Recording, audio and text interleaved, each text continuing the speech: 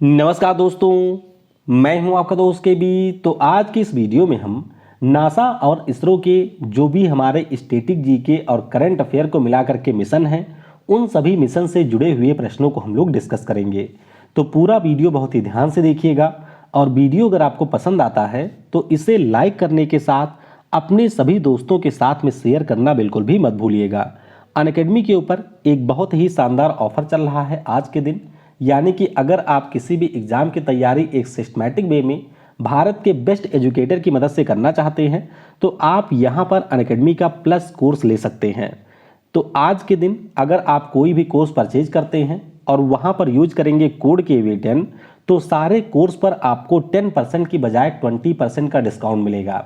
तो ये ऑफर आज समाप्त हो जाएगा। तो अगर आप कोई भी कोर्स लेने का सोच रहे हैं तो आज ही के दिन KV10 कोड यूज करके आप उसे परचेज कर सकते हैं। अनअकैडमी का लर्निंग फेस्टिवल भी चल रहा है। इसके अंतर्गत अगर आप IIT JEE, नीट UG या फिर क्लास 8वीं से 12वीं के छात्र हैं तो मात्र 299 में आपको 45 दिनों का प्लस सब्सक्रिप्शन मिल जाएगा और इसमें आप अपनी तैयारी को और ज़्यादा बेहतर कर सकते हैं। अगर यहाँ पर भी आप कोड KV10 यूज कर लेंगे तो यहाँ पर भी आपको 20% का डिस्काउंट आज मिल जाएगा। तो ये ऑफर 23 से 30 के लिए है। अगर आप कोई भी कोर्स परचेज करना चाहते हैं तो मैं आपको रिकमेंड करूंगा कि वह कोर्स आज ही आप परचेज कर लें। बाकी अगर आपको किसी भी कोर्स के बारे में डिटेल में जानकारी चाहिए या अनअकैडमी के किसी भी कोर्स पर आपको मैक्सिमम डिस्काउंट चाहिए तो ये मेरा व्हाट्सअप नंबर है। आप इस नंबर के ऊपर मुझसे कांटेक्ट कर सकते हैं और यहाँ पर आप मैक्सिमम डिस्काउंट को अवेल कर सकते हैं। तो चलिए अब इस वीडियो की हम करते हैं शुरुआत। पहला प्रश्न है कि GSLV का पूरा नाम क्या है। तो ये छोटे बच्चों वाला प्रश्न होता है। देखिए GSLV की बात करते हैं तो ये हमारे यहाँ का एक रॉकेट है, यानी कि जिससे हम लोग अपने मिशन वगैरह को लॉन्च करते हैं और इसका नाम है जियो सिंक्रोनस सैटेलाइट लॉन्च व्हीकल। कौन सा? जियो सिंक्रोनस सैटेलाइट लॉन्च व्हीकल। तो जो भी हमारे सैटेलाइट जियो सिंक्रोनस ऑर्बिट तक भेजने होते हैं उसमें हम लोग इसका यूज करते हैं। तो ऑप्शन ए हो जाएगा करेक्ट। एक नाम आपको और ध्यान रखना है जो कि है PSLV का। तो PSLV का नाम होता है पोलर सैटेलाइट लॉन्च व्हीकल। इसी प्रकार से एक ASLV होता है जो कि अब बंद हो चुका है, ऑगमेंटेड सैटेलाइट लॉन्च व्हीकल इसका नाम था। और एक हमारा और हुआ करता था SSLV, यानी कि स्मॉल सैटेलाइट लॉन्च व्हीकल। तो ये सारे हमारे इसरो के रॉकेट हैं, इनके बारे में आपको जरूर याद रखना है। अगला प्रश्न है कि भारत के अंतरिक्ष कार्यक्रम के जनक किसे माना जाता है। तो अंतरिक्ष कार्यक्रम के हमारे जनक थे विक्रम साराभाई। क्या नाम है? विक्रम साराभाई इनका नाम है। इसरो के हमारे पहले अध्यक्ष भी थे जब 15 अगस्त 1969 को इसरो की स्थापना हुई थी। वर्तमान में इसरो के अध्यक्ष डॉक्टर S सोमनाथ हैं, ये भी आपको ध्यान रखना है। तो अंतरिक्ष कार्यक्रम के जनक विक्रम साराभाई जी थे। ऑप्शन सी हो जाएगा करेक्ट। अगला प्रश्न है कि भारत ने किस वर्ष पहली बार sounding rocket Nike Apache launch किया था। देखिए साउंडिंग रॉकेट का मतलब होता है कि एक्सपेरिमेंट के लिए हमने रॉकेट लॉन्च किया था। तो ये जो रॉकेट है इसको हमने 1963 में केरल से लॉन्च किया था। नाम इसका क्या था? तो नाम इसका नाइक अपाचे था। इस प्रश्न का ऑप्शन सी हो जाएगा करेक्ट। तो ये देख सकते हैं ये हमारा वो रॉकेट था जिसको हमने केरल के Thumba equatorial rocket launching station से लॉन्च किया था। तो बस आपको इतना इसके बारे में ध्यान रखना है। अगला प्रश्न है कि विक्रम साराभाई स्पेस सेंटर कहाँ पर स्थित है। तो विक्रम साराभाई स्पेस सेंटर की बात करें ये आपको तिरुवनंतपुरम में मिलेगा जो कि केरल राज्य की राजधानी है। तो ऑप्शन ए हो जाएगा करेक्ट। अगला प्रश्न है कि सतीश धवन स्पेस सेंटर कौन से राज्य में स्थित है। तो यहीं पर आपको हमारे लॉन्चिंग पैड देखने को मिलेंगे। और सतीश धवन स्पेस सेंटर की बात करते हैं तो आंध्र प्रदेश में आपको श्रीहरिकोटा द्वीप पर ये देखने को मिल जाएंगे। बी ऑप्शन हो जाएगा यहाँ पर करेक्ट। अगला प्रश्न है कि भारत ने किस मिशन के अंतर्गत पृथ्वी की निम्न कक्षा में सैटेलाइट को गिराने की क्षमता का परीक्षण किया था। इसका मतलब क्या है? देखिए आप सभी को पता होगा कि अगर ये हमारे पृथ्वी है तो पृथ्वी के चारों ओर बहुत से देशों के द्वारा अपने सैटेलाइट छोड़े गए हैं। तो भारत ने अब ऐसी एक क्षमता डेवलप कर ली है कि अगर भारत चाहे तो यहीं से आपके किसी भी सैटेलाइट को निशाना बना सकता है और उस सैटेलाइट को वहीं स्पेस में नष्ट कर सकता है। और इसका जो परीक्षण है वो ऑपरेशन शक्ति के अंतर्गत भारत ने किया है। बी ऑप्शन हो जाएगा करेक्ट। तो ध्यान रखेंगे अमेरिका, रूस और चीन के बाद में भारत दुनिया का ऐसा चौथा देश बन गया है जिसके पास में ये तकनीक है कि वो स्पेस में किसी भी सैटेलाइट को समाप्त कर सकता है। अगला प्रश्न है कि भारत के द्वारा जो पहली सैटेलाइट है आर्यभट्ट, इसको किस वर्ष लॉन्च किया गया था? तो हमारी जो पहली सैटेलाइट है इसको हमने 19 अप्रैल 1975 को लॉन्च किया था रसिया के सहयोग से। तो इस प्रश्न का ऑप्शन डी हो जाएगा करेक्ट। ये देख सकते हैं, ये हमारी आर्यभट्ट सैटेलाइट है। अगला प्रश्न है कि पृथ्वी की निगरानी के लिए इसरो के द्वारा हाईसिस सैटेलाइट किस वर्ष लॉन्च किया गया था? हाईसिस का मतलब होता है हाइपर स्पेक्ट्रल इमेजिंग, और ये जो सैटेलाइट है इसको 2018 में इसरो ने लॉन्च किया था। उद्देश्य इसका ये था कि ये आपके पृथ्वी को ऑब्जर्व करेगी और इसका जो डेटा होगा वह हमारे खेती में, वनीकरण में और इसके अलावा ज्योग्राफिकल लोकेशन को, जैसे कि हमारा कोस्टल जोन हो गया, इनलैंड वाटरवे हो गया, इन सबके बेहतर सेवाओं के लिए किया जाएगा। तो हाईसिस इसका नाम था, 2018 में इसको लॉन्च किया गया था। अगला प्रश्न है कि इसरो के द्वारा जो गगन सैटेलाइट आधारित आवर्धन प्रणाली है इसको किस वर्ष लॉन्च किया गया था? तो गगन सैटेलाइट आधारित आवर्धन प्रणाली की बात करें, इसको लॉन्च किया गया था 2001 में।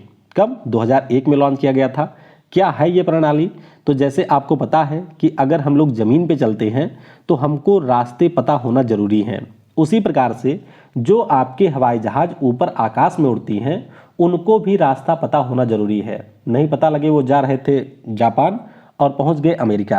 तो इसीलिए हमारे इसरो के द्वारा गगन सैटेलाइट आधारित एक आवर्धन प्रणाली को डेवलप किया गया है और इसी के जरिए हमारे भारत में जो जहाज होते हैं वो किसी पार्टिकुलर एरिया में नेविगेट करते हैं और अपना रास्ता पहचानते हैं। तो गगन का पूरा नाम ही है GPS aided geo augmentation satellite navigation, और ये एयरपोर्ट अथॉरिटी ऑफ इंडिया की सहायता से इसरो ने विकसित किया था। अगला प्रश्न है कि इंडियन हाई स्कूल के छात्र की एक टीम के द्वारा निर्मित पहले छात्र उपग्रह का नाम क्या है जिसे नासा के द्वारा लॉन्च किया गया था? तो नासा ने इसको 2017 में लॉन्च किया था और नाम इसका है कलाम सैट। क्या नाम है? कलाम सैट नाम है। ए ऑप्शन हो जाएगा करेक्ट। अगला प्रश्न है कि कलाम सैट V2 इस सैटेलाइट को इसरो के द्वारा कौन से साल में लॉन्च किया गया था? तो ये जो सैटेलाइट है इसको इसरो ने 2019 में लॉन्च किया था। कब किया था? 2019 में। तो इस प्रश्न का ऑप्शन सी हो जाएगा करेक्ट। तो बस आपको ये ध्यान रखना है कि जो कलाम सैट नाम की सैटेलाइट है उसको नासा ने 2017 में लॉन्च किया था और जो आपके कलाम सैट V2 नाम की सैटेलाइट है इसको इसरो के द्वारा 2019 में लॉन्च किया गया था। अगला प्रश्न है कि भारतीय सरकार के द्वारा भारतीय राष्ट्रीय अंतरिक्ष अनुसंधान समिति का गठन किस वर्ष किया गया था? तो ये जो समिति है इसका गठन किया गया था 1962 में। कब किया गया था? 1962 में, यानी कि यहाँ पर सी ऑप्शन हो जाएगा करेक्ट। अगला प्रश्न है कि इसरो के द्वारा चंद्रयान-1 मिशन को किस वर्ष लॉन्च किया गया था? तो चंद्रयान-1 मिशन के बारे में आप सभी को पता होना चाहिए। इसे लॉन्च किया गया था 2008 में। कब? 2008 में लॉन्च किया गया था, यानी कि ऑप्शन डी हो जाएगा करेक्ट। अब सारी डिटेल इसके बारे में ध्यान रखनी है। देखिए 2008 में 22 अक्टूबर को इसे लॉन्च किया गया था। अगर हम इस मिशन की बात करें तो इसमें जो हमारा रॉकेट यूज हुआ था उसका नाम था PSLV XLC-11, ये इसका नाम था। इस मिशन में हमारी दो चीज़ें थी, एक तो आपका ऑर्बिटर था, दूसरा इसमें था इम्पैक्टर। और उस समय हमारे इसरो के जो प्रमुख थे उनका नाम है जी माधवन नायर। तो ये सारे प्रश्न ऑलरेडी पूछे जा चुके हैं, सबके बारे में आपको ध्यान रखना है। अगला प्रश्न है कि इसरो के द्वारा किस वर्ष चंद्रयान-2 मिशन को लॉन्च किया गया था? तो चंद्रयान-2 जो मिशन है इसको 22 जुलाई 2019 को लॉन्च किया गया था, यानी कि यहाँ पर ऑप्शन ए हो जाएगा करेक्ट। तो बस ये ध्यान रखिएगा कि चंद्रयान-2 मिशन को 22 जुलाई 2019 को लॉन्च किया गया था। अगला प्रश्न है कि चंद्रयान-2 को लॉन्च करने के लिए किस लॉन्च यान यानी कि रॉकेट का यूज किया गया था? तो ये जो हमारा रॉकेट है इसका नाम है GSLV Mark 3 M1, ये इसका नाम है। तो यहाँ पर ए ऑप्शन हो जाएगा करेक्ट। आपको ये ध्यान रखना है कि 22 जुलाई 2019 को हमने लॉन्च किया था। रॉकेट का नाम GSLV Mark 3 M1 है। इस मिशन में आपका ऑर्बिटर था, लैंडर था जिसका नाम विक्रम था, रोवर था जिसका नाम था प्रज्ञान। तो ऑर्बिटर तो हमारा काम कर रहा है लेकिन लैंडर और रोवर आपके नष्ट हो गए थे लैंडिंग के समय, तो ये पॉइंट आपको ध्यान रखने होंगे। अगला प्रश्न है कि चंद्रयान-2 मिशन के अंतर्गत लॉन्च जो हमारा विक्रम लैंडर था इसकी क्षमता कितनी थी। तो विक्रम लैंडर की बात करें, इसकी क्षमता 650 वाट की थी। कितनी? 650 वाट। तो यहाँ पर डी हो जाएगा करेक्ट। तो ये आपसे पूछा जाता है कि इसकी क्षमता कितनी थी। अगर हम लोग अपने ऑर्बिटर की बात करें जो काम कर रहा है अभी, इसकी क्षमता 1 किलोवाट थी। अगर हम लोग यहाँ पर लैंडर की बात करते हैं तो इसकी क्षमता 650 वाट थी। अगर हम लोग यहाँ पर रोवर की बात करते हैं तो इसकी क्षमता है 50 वाट। तो ये सारी चीज़ें आपको ध्यान रखनी है।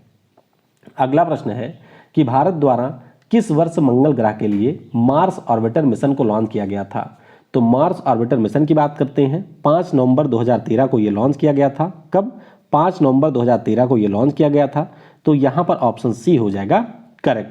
भारत दुनिया का ऐसा पहला देश बना था जिसने अपने पहले प्रयास में ही मंगल के लिए सबसे सफल मिशन को लॉन्च किया था। भारत से पहले रूस, अमेरिका और यूरोपियन एजेंसी ये कारनामा कर चुके थे। अगला प्रश्न है कि इसरो के द्वारा लॉन्च जी सैट सीरीज किस प्रकार के सैटेलाइट का एक उदाहरण है। तो जी सैट सीरीज की बात करते हैं, ये हमारी कम्युनिकेशन सैटेलाइट है। कैसी हैं? कम्युनिकेशन सैटेलाइट होती हैं। तो यहाँ पर ऑप्शन सी हो जाएगा करेक्ट। तो इसका पूरा नाम होता है जियो स्टेशनरी सैटेलाइट और इसमें हमने टोटल 20 सैटेलाइट को लॉन्च किया हुआ है, जिसमें से आपकी 14 इस समय काम कर रही हैं। अगला प्रश्न है कि भारत में 1967 में जो पहला प्रयोगात्मक उपग्रह दूरसंचार अर्थ स्टेशन है उसको कहां पर स्थापित किया गया था। तो ये प्रश्न आप लोग जरूर गलत करेंगे क्योंकि इसकी स्थापना हुई थी अहमदाबाद में। ध्यान रखिएगा, अहमदाबाद में इस प्रकार के पहले दूरसंचार अर्थ स्टेशन की स्थापना की गई थी।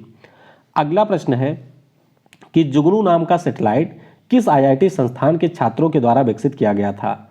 तो जुगनू नाम का जो सैटेलाइट है इसको हमारे आईआईटी कानपुर के छात्रों ने डेवलप किया था। तो इस प्रश्न का ऑप्शन ए हो जाएगा करेक्ट।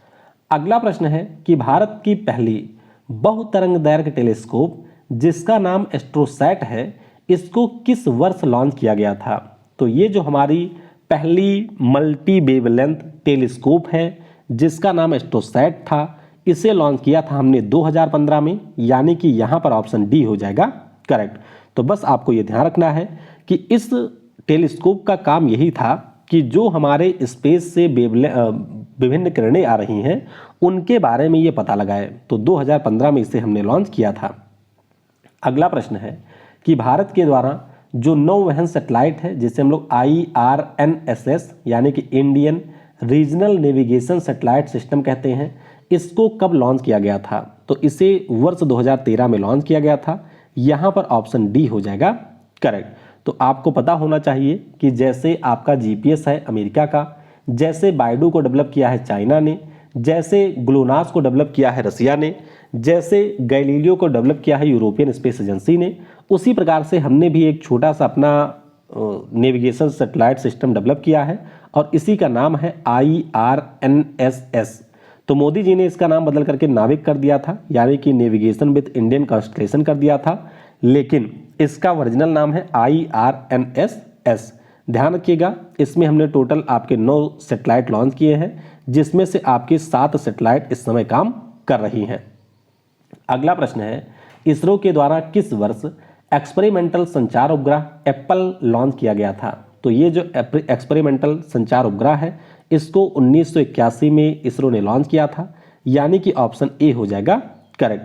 तो ये आप लोग देख सकते हैं एरियन 1 रॉकेट जो कि यूरोपियन स्पेस एजेंसी का था, उसकी सहायता से हमने इसको लॉन्च किया था। इसका फुल फॉर्म भी कई बार पूछा जाता है, तो ध्यान रखिएगा एप्पल का पूरा नाम है एरियन पैसेंजर पेलोड एक्सपेरिमेंट। तो यहाँ पर ऑप्शन ए हो जाएगा करेक्ट। अगला प्रश्न है कि भारत के द्वारा संचार सैटेलाइट इनसैट 1A किस वर्ष लॉन्च किया गया था। तो ये जो संचार सैटेलाइट इनसैट 1A है इसको लॉन्च किया गया था 1982 में। कब? 1982 में, यानी कि ऑप्शन सी हो जाएगा करेक्ट। तो इनसैट का मतलब होता है इंडियन नेशनल सैटेलाइट सिस्टम और नासा की मदद से 1982 में हमने 1982 में इसको हमने लॉन्च किया था। तो सी ऑप्शन हो जाएगा करेक्ट। अगला प्रश्न है कि इसरो के द्वारा किस राज्य में दूसरे रॉकेट लॉन्चिंग स्टेशन को स्थापित किया जाएगा। मैंने अभी आपको बताया कि हमारे देश में जो भी स्पेस मिशन होते हैं वो आंध्र प्रदेश में सतीश धवन स्पेस सेंटर से ही लॉन्च किए जाते हैं, जहां पर आपको 2 लॉन्च पैड मिलेंगे। इसरो अब एक और लॉन्च पैड आपका डेवलप कर रहा है तमिलनाडु के थूथुकुडी डिस्ट्रिक्ट में। तो इस प्रश्न का ऑप्शन डी हो जाएगा करेक्ट। तो बस आपको ध्यान रखना है कि इसरो के द्वारा जो दूसरा लॉन्चिंग स्टेशन है वो तमिलनाडु में स्थापित किया जाएगा। अगला प्रश्न है कि किस देश के द्वारा 1957 में विश्व की पहली सैटेलाइट स्पुतनिक 1 को लॉन्च किया गया था। तो ये जो हमारी पहली सैटेलाइट स्पुतनिक 1 है, इसको लॉन्च किया था रसिया ने। किसने? रसिया ने इसको लॉन्च किया था। तो इस प्रश्न का ऑप्शन बी हो जाएगा यहाँ पर करेक्ट। अगला प्रश्न है कि सूर्य के लिए लॉन्च किए गए पहले स्पेस मिशन का नाम क्या था? तो सूर्य के लिए जो पहला स्पेस मिशन लॉन्च किया गया, इसको लॉन्च किया था आपके नासा ने, और नाम इसका क्या है?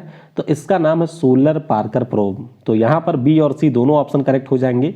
ध्यान रखिएगा, सूर्य के लिए ये मिशन है जिसका नाम है सोलर पार्कर प्रोब, और 2018 में नासा ने इस मिशन को लॉन्च किया था।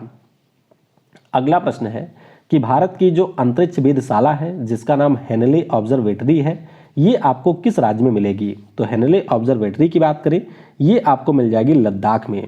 कहां पर है? लद्दाख में है। तो इस प्रश्न का ऑप्शन डी हो जाएगा करेक्ट। अगला प्रश्न है, ये आपके CBT 2 में पूछा गया प्रश्न है कि निम्न में से कौन एक नेविगेशन उपग्रह नहीं है? तो इसको तो मैंने आपको ऊपर ही बता दिया था। देखिए, जब हम लोग एक नेविगेशन उपग्रह है आपसे ये पूछा गया था, तो GSLV, PSLV ये हमारे रॉकेट होते हैं, SLV हमारा रॉकेट होता था, IRNSS की बात करें तो ये हमारी नेविगेशन सैटेलाइट है, अभी मैंने बताया। तो यहाँ पर आपका सी ऑप्शन हो जाएगा करेक्ट। अगला प्रश्न है कि निम्नलिखित में से किस उपग्रह को भारतीय अंतरिक्ष अनुसंधान संगठन इसरो के द्वारा एक नेविगेशन उपग्रह के रूप में लॉन्च किया गया है? तो नेविगेशन उपग्रह मैंने अभी आपको बता ही दिया है, नाम इसका IRNSS-1 है। यहाँ पर बी ऑप्शन हो जाएगा करेक्ट। अगला प्रश्न है कि यूथ सैट एक डैश डैश का संदर्भ देता है। तो यूथ सैट की बात करते हैं, ये हमारी एक सैटेलाइट है। तो ये भी आपके CBT 2 एग्जाम में ही पूछी गई थी। यहाँ पर बी ऑप्शन हो जाएगा करेक्ट। तो यूथ सैट नाम की जो सैटेलाइट है, इसको हमने रूस के सहयोग से डेवलप किया था, और हमारे इसरो के द्वारा इसको 20 अप्रैल 2011 को लॉन्च किया गया था। अगला प्रश्न है कि जून 2021 में नासा ने किस ग्रह के लिए 2 मिशन दाविंसी प्लस और वेरिटॉस लॉन्च करने की घोषणा की है? तो आपको ज़्यादा डीप में नहीं जाना है, बस इतना ध्यान रखिएगा कि ये दोनों मिशन नासा के हैं, और ये दोनों मिशन आपके शुक्र ग्रह यानी कि वीनस के लिए लॉन्च किए जाने हैं। यहाँ पर ऑप्शन डी हो जाएगा करेक्ट। तो एक जो हमारा मिशन होगा, इसका उद्देश्य होगा कि शुक्र के इन्वायरमेंट को यानी कि इसके वातावरण को पढ़े, और एक इसमें जो मिशन है उसका मुख्य रूप से काम होगा कि शुक्र के लैंड को स्टडी करे। तो इसी के लिए दाविंसी प्लस और वेरिटॉस नाम के मिशन नासा के द्वारा लॉन्च किए जाएंगे। अगला प्रश्न है कि चंद्रमा पर उतरने वाला पहला अंतरिक्ष यान कौन सा था? तो चंद्रमा पर उतरने वाले पहले अंतरिक्ष यान की बात करते हैं, नाम इसका है अपोलो 11। क्या नाम है? अपोलो 11 इसका नाम है। ऑप्शन सी हो जाएगा यहाँ पर करेक्ट। तो आप सभी को पता होगा कि 20 जुलाई 1969 को एक नया कीर्तिमान स्थापित किया गया था अमेरिका के द्वारा, और अमेरिका के 2 यात्री नील आर्मस्ट्रांग, माइकल कोलिंस और बज एल्ड्रिन, ये तीनों चंद्रमा पर पहुंचने वाले पहले व्यक्ति बने थे। वैसे पहले व्यक्ति तो नील आर्मस्ट्रांग ही हैं, क्योंकि सबसे पहला कदम इन्होंने ही रखा था। तो ध्यान रखेंगे, ऑप्शन अपोलो 11 हो जाएगा करेक्ट। अगला प्रश्न है कि एक प्रायोगिक उपग्रह है जिसे भारतीय अंतरिक्ष अनुसंधान संगठन इसरो ने पहली बार अगस्त 1979 में सतीश धवन अंतरिक्ष केंद्र से प्रक्षेपित किया था। तो नाम इसका है इनसैट 3DR। क्या ना, सॉरी एक मिनट रुकिएगा। हाँ, तो यहाँ पर आपको ये ध्यान रखना है कि इसका नाम है रोहिणी। देखिए, जो हमने सबसे पहले अपनी सैटेलाइट आर्यभट्ट को लॉन्च किया था, आर्यभट्ट सैटेलाइट की खास बात ये थी कि उसको हमने अपने भारत से लॉन्च नहीं किया था। रोहिणी की अगर हम लोग बात करते हैं तो ये हमारे एक्सपेरिमेंट के पर्पज से लॉन्च की गई सैटेलाइट है। 1979 में इसको हमने लॉन्च किया था, लेकिन इसकी खास बात ये थी कि ये ऐसी पहली सैटेलाइट है जिसको हमने अपने देश से लॉन्च किया था। तो नाम इसका रोहिणी है। सी ऑप्शन हो जाएगा करेक्ट। अगला प्रश्न है कि भारत ने प्रौद्योगिकी प्रयोग उपग्रह क्या नाम है, टेक्नोलॉजी एक्सपेरिमेंट सैटेलाइट को किस साल में प्रक्षेपित किया था? तो ये जो सैटेलाइट है इसको हमने 2001 में प्रक्षेपित किया था, यानी कि इस प्रश्न का ऑप्शन बी हो जाएगा करेक्ट। अगला प्रश्न है, इसरो का जो सबसे शक्तिशाली रॉकेट है GSLV Mark 3, इसका उपनाम क्या है? तो इसको मैंने ऊपर ही आपको बता दिया कि इसे हम लोग बाहुबली भी कहते हैं और इसका नाम है फैट बॉय, फैटमैन नहीं नाम है। चलिए नीचे कमेंट में आप मुझे बताइएगा कि फैटमैन किसका नाम है। फिलहाल इस रॉकेट का नाम है फैट बॉय, यानी कि डी ऑप्शन हो जाएगा करेक्ट। अगला प्रश्न है कि हाल ही में किस संस्थान ने जेम्स वेब स्पेस नामक दुनिया के सबसे बड़े टेलीस्कोप को लॉन्च किया है? तो ये आपके करंट अफेयर का प्रश्न है। पिछले साल इसको नासा ने लॉन्च किया था, ध्यान रखिएगा इसके बारे में। इस प्रश्न का बी ऑप्शन हो जाएगा करेक्ट। तो 10 बिलियन लागत से नासा के द्वारा ये टेलीस्कोप बनाया गया है, जिसका नाम है जेम्स वेब स्पेस टेलीस्कोप, और इसको पिछले साल इन्होंने लॉन्च किया है बिग बैंग थ्योरी को और ज़्यादा बेहतर समझने के लिए। अगला प्रश्न है कि नवंबर 2021 में किस स्पेस एजेंसी ने डार्ट मिशन को लॉन्च किया है? तो ये जो डार्ट मिशन है इसको भी नासा ने ही लॉन्च किया है।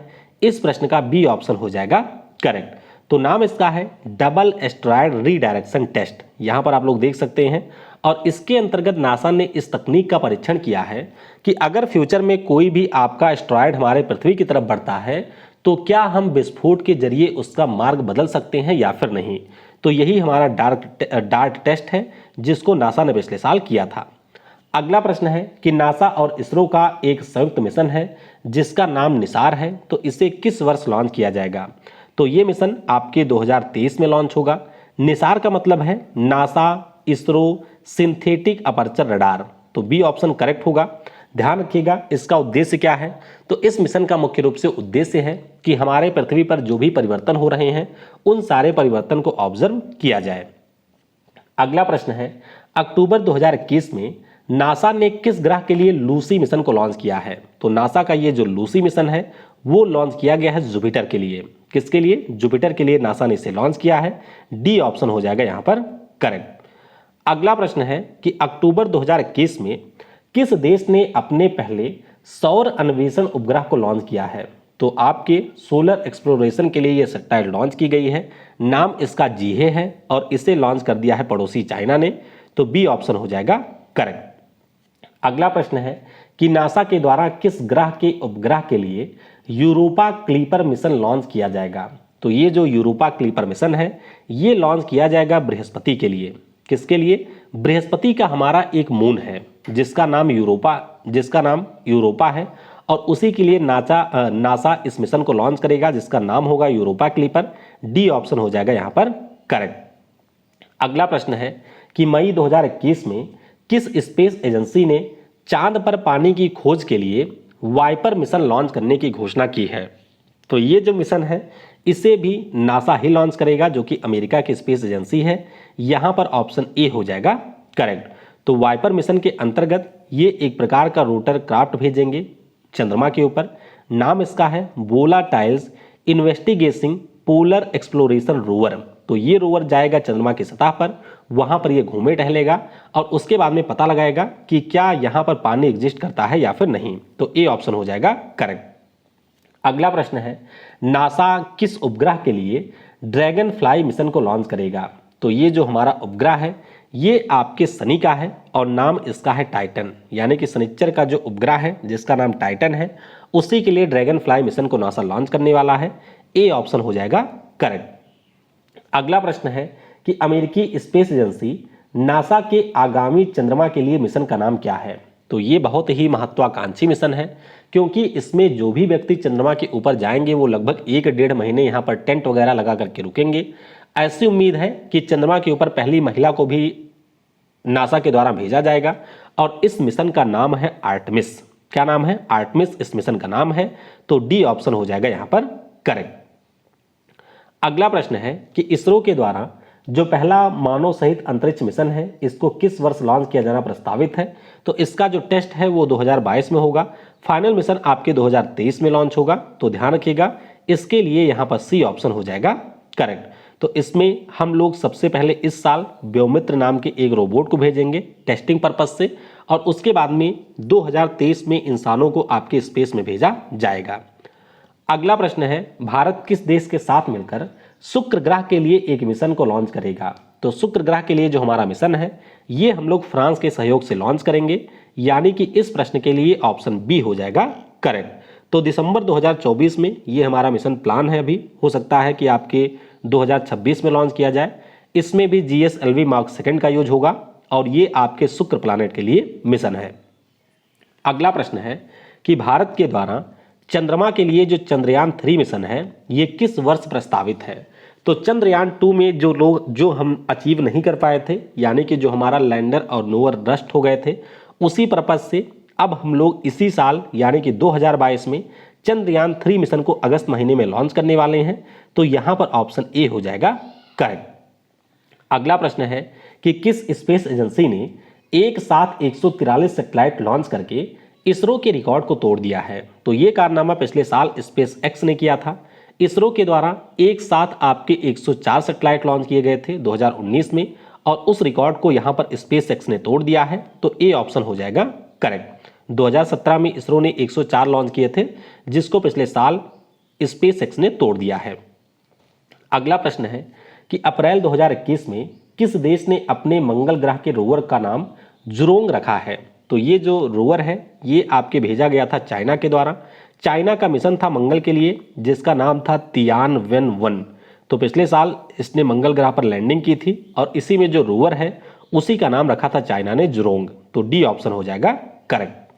अगला प्रश्न है कि फरवरी 2021 में इसरो के द्वारा किस रॉकेट की सहायता से अमेजोनिया 1 सैटेलाइट को लॉन्च किया गया? तो अमेजोनिया 1 नाम की जो सैटेलाइट है इसके लिए यूज किया गया था PSLV C51 को।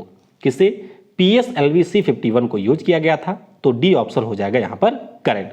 तो ध्यान आपको यह भी रखना है कि जो अमेजोनिया 1 नाम का सैटेलाइट था ये ब्राजील का था और इसको इसरो ने पिछले साल 28 फरवरी को लॉन्च किया था।